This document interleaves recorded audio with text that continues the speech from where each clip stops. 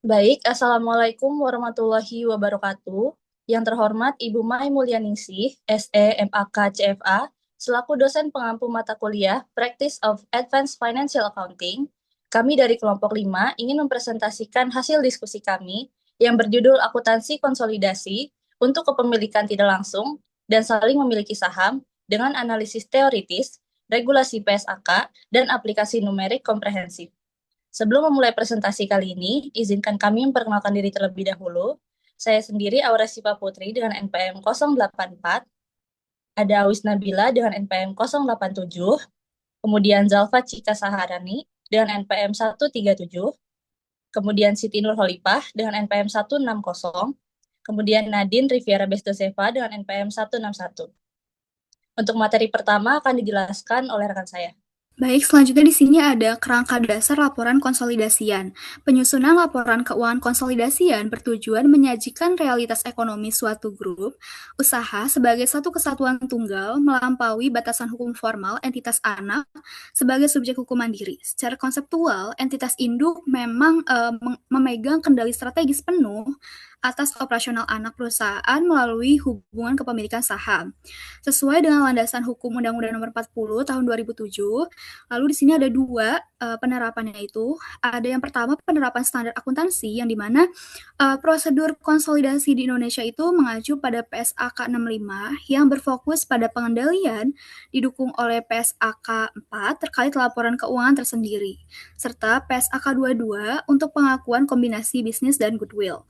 Lalu yang kedua ada prosedur eliminasi yang dimana kertas kerja konsolidasi ini wajib melakukan penyesuaian untuk menghapus transaksi internal seperti utang piutang dan laba sebelum direalisasi guna mencegah terjadinya penyajian saldo ganda atau double counting yang dapat mendistorsi laporan keuangan. Next. Baik, selanjutnya di sini ada kepemilikan tidak langsung. Kepemilikan tidak langsung didefinisikan sebagai suatu kondisi ketika terjadi antara entitas induk mengendalikan entitas lain, bukan melalui kepemilikan langsung, tetapi melalui perantara satu atau lebih entitas anak yang ada di bawah kendalinya.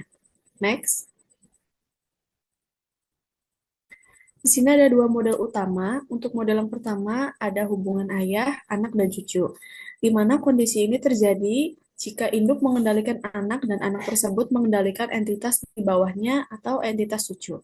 Model yang kedua ada hubungan afiliasi terkoneksi, di mana ini terjadi ketika perusahaan induk memiliki saham di entitas anak secara langsung sekaligus secara tidak langsung melalui anak perusahaan lainnya.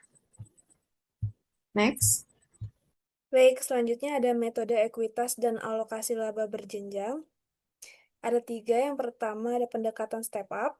Jadi penerapan metode ekuitas ini pada hubungan vertikal itu harus mengharuskan proses pencatatannya itu dilakukan dari entitas anak terbawah menuju entitas induknya yang paling atas. Jadi perusahaan perantara itu harus mencatat pendapatan investasinya terlebih dahulu sebelum induk yang paling atasnya itu mencatat bagiannya. Yang kedua ada pencatatan jurnal investasi. Jadi diilustrasikan itu melalui kasus Pop Santoy.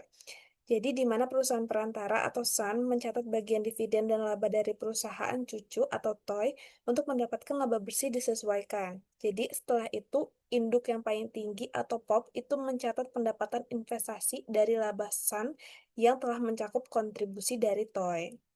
Nah, yang ketiga ada schedule alokasi laba bersih. Jadi pendapatan konsolidasiannya itu dialokasikan secara terstruktur kepada kepentingan pengendalinya dan kepentingan non-pengendali dari tingkat yang paling bawah.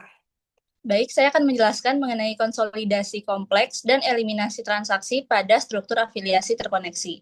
Jadi dalam struktur connecting affiliates, eliminasi laporan keuangan menjadi lebih kompleks karena adanya investasi multi jalur dari entitas induk dan entitas anak perantara ke entitas target yang sama. Hal ini menuntut kecermatan dalam penyesuaian transaksi antar perusahaan, baik yang bersifat hulu atau downstream maupun hilir atau upstream. Boleh next. Selanjutnya ada perlakuan laba belum direalisasi. Perlakuan laba yang belum direalisasi ini dibagi menjadi dua. Yang pertama ada transaksi hulu atau downstream, yaitu transaksi penjualan yang dilakukan oleh entitas induk kepada entitas anak. Jadi laba yang belum direalisasi ini misalnya keuntungan penjualan tanah itu dikurangkan langsung dari laba terpisah entitas penjual atau induk. Kemudian ada transaksi hilir atau upstream, yaitu transaksi penjualan yang dilakukan oleh entitas anak kepada entitas induk atau sesama entitas anak. Jadi laba yang belum direalisasi ini, misalnya laba persediaan, itu dikurangkan dari laba terpisah entitas anak sebelum alokasi kepemilikan dilakukan. Boleh next. Selanjutnya ada jurnal eliminasi kertas kerja. Yang pertama ada mengeliminasi nilai penjualan atau HPP intragroup. Kemudian yang kedua mengeluarkan keuntungan belum direalisasi dari aset, contohnya seperti persediaan atau tanah. Kemudian yang ketiga mengeliminasi pendapatan investasi terhadap dividen. Kemudian yang terakhir ada menyesuaikan beban NCI masing-masing entitas anak. Boleh next. Baik, selanjutnya adalah kepemilikan timbal balik atau mutual holding. Yang pertama, apa itu kepemilikan timbal balik? Secara normal, hubungan induk dan anak perusahaan bersifat satu arah.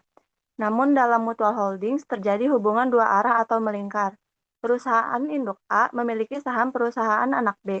Di saat yang sama, perusahaan anak B juga membeli atau memiliki sebagian kecil saham perusahaan induk A.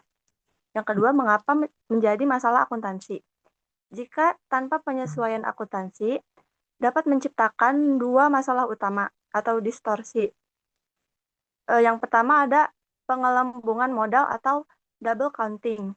Modal terkesan bertambah besar di atas kertas, padahal uangnya hanya berputar di dalam grup saja. Yang kedua ada sirkularitas dividen atau dividen loop. Ketika induk membagikan dividen, anak menerima dividen tersebut dan laba anak naik, membuat infinite loop. Yang ketiga, bagaimana hukum mengaturnya? Karena potensi manipulasi sangat besar, hukum di berbagai negara termasuk Indonesia sangat ketat.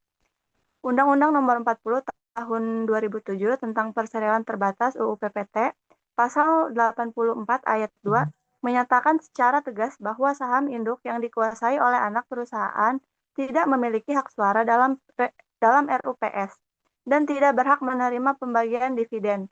Dihitung sebagai hak suara atau distribusi keluar grup. Saham ini dikategorikan sebagai non-voting stock. Next. Selanjutnya ada pendekatan akuntansi untuk menyusun laporan konsolidasian. Yang pertama ada pendekatan saham perbendaharaan. Prinsip dasarnya memperlakukan saham induk yang dibeli oleh anak sama persis seperti induk membeli sahamnya sendiri. Cara kerjanya, di dalam laporan konsolidasi, investasi anak pada saham induk tidak dianggap sebagai investasi, melainkan sebagai pengurangan total modal atau ekuitas konsolidasian. Saham ini dicatat berdasarkan harga belinya. Dividen interperusahaan yang dibayarkan oleh induk kepada anak langsung dieliminasi atau dihapus. Karakteristiknya, metode ini sangat populer karena paling praktis dan mudah diterapkan secara logika akuntansi dasar. Next. Selanjutnya ada pendekatan konvensional. Prinsip dasarnya memperlakukan saham induk yang dimiliki anak sebagai saham yang ditarik secara konstruktif dan mempertahankan akuntansi metode ekuitas yang saling mempengaruhi. Cara kerjanya, karena laba induk memengaruhi laba anak dan laba anak memengaruhi laba induk atau saling ketergantungan, kita tidak bisa menghitungnya secara manual satu persatu. Solusinya menggunakan persamaan aljabar linear matematika. Contoh rumus dasarnya ini bisa dilihat. Kedua persamaan ini diselesaikan secara simultan untuk mencari nilai P dan S yang murni. Baru kemudian dialokasikan sebagai kepentingan pengendalian dan kepentingan non-pengendalian. Selanjutnya, di sini ada soal mengapa induk perusahaan wajib mengkonsolidasikan laporan keuangan anak perusahaan meski secara hukum mereka adalah entitas yang terpisah. Jadi jawabannya itu yang pertama, karena dia mencerminkan realitas ekonom, di mana tujuan akuntansi konsolidasi ini adalah menyajikan seluruh grup usaha sebagai satu kesatuan ekonomi tunggal melampaui batasan hukum formal masing-masing entitas. Lalu yang kedua, dia sebagai menunjukkan kendali strategis. Jadi kepemilikan saham itu memberikan kewenangan bagi induk perusahaan untuk bertindak sebagai pusat kendali strategis atas operasional anak perusahaan, sehingga kinerja keduanya itu harus digabungkan agar tidak terjadi distorsi. Lalu yang ketiga itu menghindari saldo ganda. Jadi proses konsolidasi itu wajib mengeliminasi transaksi internal seperti utang piutang dan laba belum direalisasi untuk menghindari penyajian saldo ganda yang bisa menyesatkan pembaca laporan keuangan. Next. Baik, di sini ada contoh kasus untuk kepemilikan tidak langsung, di mana ada perusahaan A memiliki 80% saham perusahaan B dan 20% saham untuk perusahaan C secara langsung. Di sisi lain, perusahaan B juga memiliki 40% saham untuk perusahaan C. Jawabannya, pertama, kita menghitung dulu kepemilikan tidak langsung, di mana perusahaan A atas C melalui B, yaitu 80% saham dikali 40% saham sama dengan 32% saham. Langkah yang kedua yaitu perhitungan secara total untuk kepemilikan efektifnya, yaitu perusahaan A atas perusahaan C, yaitu 20% kepemilikan langsung ditambah 32% untuk kepemilikan tidak langsung, maka menghasilkan 52% saham. Karena total hak suara dikendalikan oleh kelompok usaha, yaitu gabungan A dan B, atas C mencapai 60%, di mana terdiri dari 20% saham dan 40% saham, maka kendali penuh atas perusahaan C berada di dalam grup. Laporan keuangan perusahaan C wajib dikonsolidasikan penuh dengan mengeliminasi hak kepemilikan A dan B atas ekuitas C. Next. Selanjutnya ada soal kasus dari kepemilikan berjenjang. Jadi dari hubungan afiliasi 3 tingkat. Nah, PT Induk ini memiliki 80% saham PT Anak, dan PT Anak memiliki 70% saham PT Cucu. Data laba bersihnya terpisah pada tahun buku yang berjalan. Jadi dari entitas PT Anak, di laba bersih terpisahnya ada 200 juta rupiah, dan status kepemilikannya dimiliki 80% oleh PT Induk. Sedangkan PT Cucu sebesar 100 juta rupiah dan dimiliki 70% oleh PT Anak. Jadi pertanyaannya, berapakah total pendapatan investasi dari PT Anak yang harus dicatat oleh PT Induk dengan menggunakan metode ekuitas berjenjang? Cara penyelesaiannya,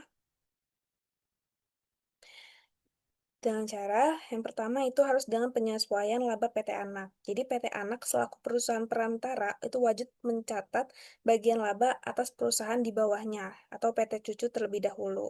Jadi bagian laba PT Anak atas PT Cucu itu 70% dikalikan dengan 100 juta rupiah. Jadi hasilnya 70 juta. Dan laba bersihnya disesuaikan dengan PT Anak. Laba disesuaikannya 200 juta ditambah 70 juta sama dengan 270 juta.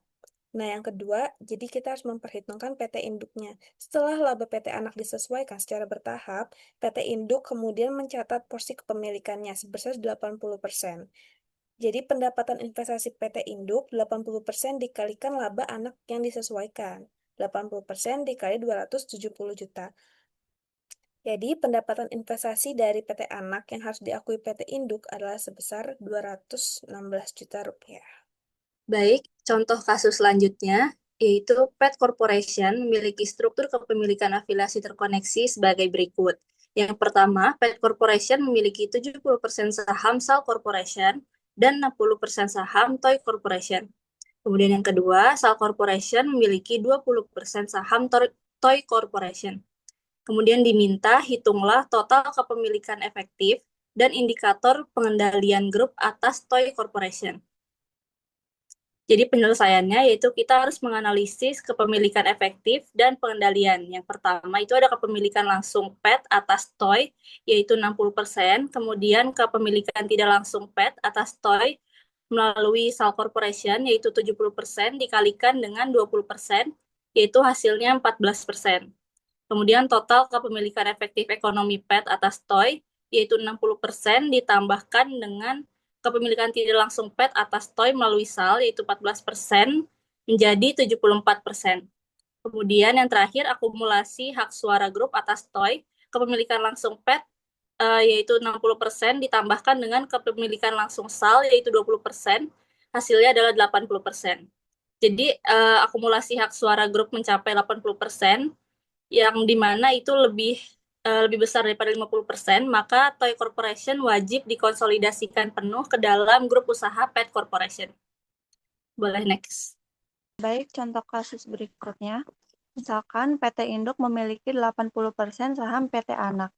Sebaliknya, PT Anak memiliki 10% saham PT Induk. Inilah kepemilikan timbal balik. Selama tahun 2026, data keuangan terpisah mereka sebelum penyesuaian konsolidasi adalah sebagai berikut. Laba terpisah belum termasuk pendapatan investasi PT Induk sebesar 100 juta, PT Anak sebesar 50 juta. Dividen yang diumumkan, PT Induk membagikan dividen total 30 juta, sehingga PT Anak menerima 3 juta, yaitu 10% dikali 30 juta. Nilai investasi awal PT Anak membeli 10% saham PT Induk tersebut dengan harga 40 juta. Diminta hitunglah berapa laba bersih konsolidasian hak PT Induk dan bagian kepentingan non-pengendali atau NCI menggunakan kedua metode. Next. Jawabannya menggunakan pendekatan saham perbendaharaan. Langkah pertama, laba PT Anak sebesar 50 juta. Kemudian langkah kedua, bagian untuk PT Induk yaitu 80% dikali 50 juta sama dengan 40 juta. Bagian untuk NCI yaitu 20% dikali 50 juta yaitu 10 juta. Kemudian langkah ketiga, laba terpisah PT Induk sama dengan 100 juta, ditambah bagian laba bersih dari PT Anak, yaitu sebesar 40 juta. Maka total laba konsolidasian hak induk sama dengan 140 juta. Jurnal eliminasi pada kertas kerja konsolidasi yaitu debit saham perbendaharaan pada investasi saham dalam induk, yaitu sebesar 40 juta. Kemudian yang kedua ada jurnalnya juga, pendapatan dividen di PT Anak pada dividen diumumkan oleh PT Induk sebesar 3 juta. Next. Baik, di sini ada jawaban menggunakan pendekatan konvensional. Kita harus mencari I-nya. Misalkan I adalah laba total PT Induk setelah efek timbal balik. Di sini kita memasukkan I sama dengan 100 juta ditambah 0,80 A. Maka didapatkan I sama dengan 152 juta sekian. Lalu dilanjutkan ke langkah kedua, kita harus mencari A. Misalkan A adalah laba total PT Anak setelah efek timbal balik. Maka kita masukkan A sama dengan 50 juta tambah 0,10 I. Maka didapatkan A sama dengan 65 juta sekian. Kemudian langkah ketiga, laba bersih konsolidasian hak PT Induk. 90% dikali I sama dengan 0,90 dikali 152 sekian. Maka didapatkan 136 juta sekian. Lalu beban kepentingan non-pengendali yaitu 20% dikali A sama dengan 0,20 kali 60 juta. Maka didapatkan 13 juta sekian. Sini ada ringkasan perbandingan hasil. Laba bersih konsolidasian pada saham perbendaharaan sebesar 140 juta, sedangkan konvensional sebesar 136 juta. Lalu beban kepentingan non-pengendali saham perbendaharaan sebesar 10 juta, konvensional 13 juta. Penyajian di neraca konsolidasi muncul akun kontra ekuitas. Saham perbendaharaan sebesar 40 juta. Investasi anak dieliminasi penuh terhadap ekuitas induk secara matematis. Next. Baik, cukup sekian dari kelompok kami. Kurang lebihnya mohon maaf. Wassalamualaikum warahmatullahi wabarakatuh.